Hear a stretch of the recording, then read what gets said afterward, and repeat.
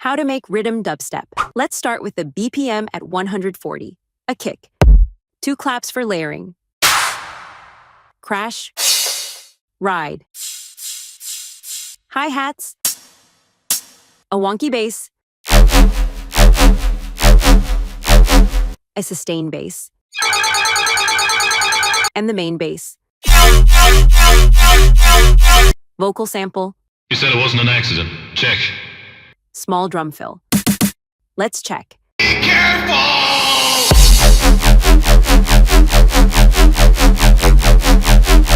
You said it wasn't an accident. Check.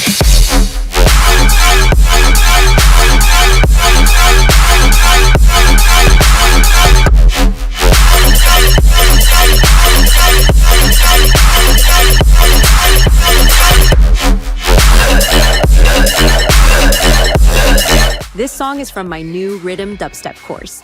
If you want to know how to make this song from beginning to end and get the FLP file and stems, check out my course on my website.